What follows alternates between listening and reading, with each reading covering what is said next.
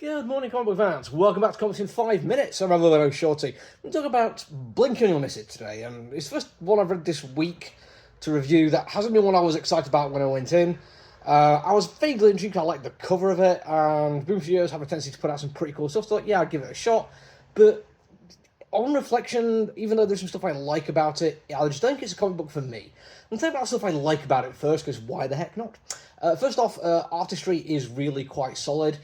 There's a few things it does brilliantly, including some really nice shots of an abandoned town.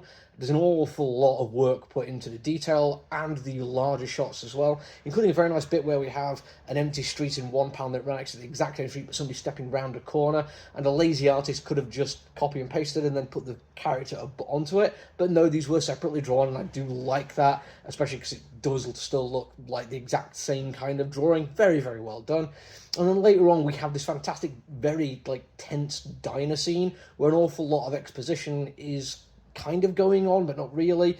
And it's very, very well drawn. Fantastic use of angling to get the right kind of mood for what's going on. Uses lighting and colouring very, very effectively. And when we're in the abandoned town, there is this beautiful bit of artistry with an eldritch alien neo-Gothic cathedral. It's brilliant. It adds an awful lot to what's going on, and it adds an awful lot of questions too. In terms of writing, I do think the setup was kind of cool, and I think that final sequence in the diner was brilliant. It says a lot that when I was reading it, I thought that bit in the diner was like the last few pages, actually like half the comic book, because it is really tightly done, and it feels like you're on the edge of your seat a lot when it's going on. Now, with me liking those things, you're probably wondering why it didn't really work for me.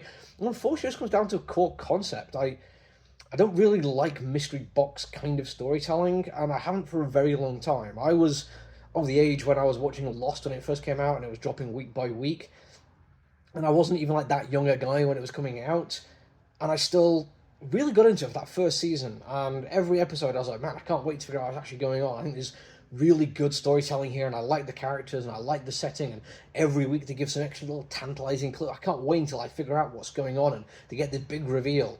And we got to the end of season 1, I was like, oh, okay, well, this is going to be another season. And then 2 episodes into season 2, I just didn't care anymore. It just felt like they played the trick, which is you open up this fantastic mystery box to get an answer, and all that's in there is another box with another mystery in.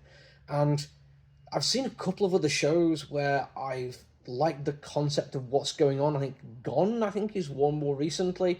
And there's a couple of others in the past where I've watched the first few episodes and thought, this is a nice conceptual little idea, great actors, really nice photography, I like the sequencing, let's see what goes on.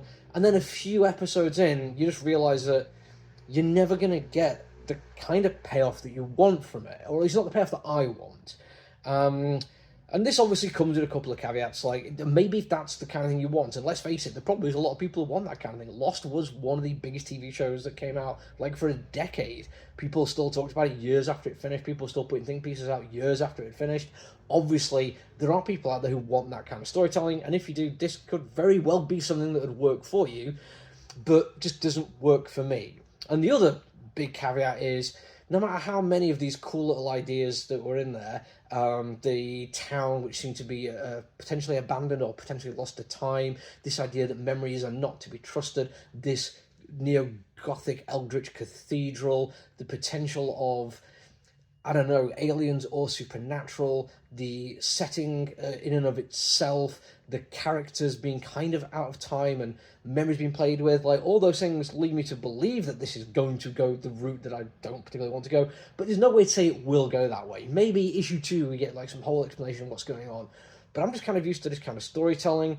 I've seen it happen just a few too many times to really be that enamored with it anymore, and I can't help but feel that based on what looked to be a big reveal at the end, it's not going to answer anything. Yes, it did look cool, and the graphics, the artistry was brilliant. A very nice single page of an awful lot going on. Really good use of shadow, fantastic colouring. But when I put the comic book down, I was like, that doesn't answer anything that's actually gone on. There's no real explanation of why these people are where they are, what their relationship is to each other, what their relationship is to the town, why some people can, some people can't. And I just kind of figured come the end of it, if that's where they're going with it, it's just not for me. But hell, your mileage may differ. That's it for now, though. Until I see you all again, look after you all. Stay safe. Bye.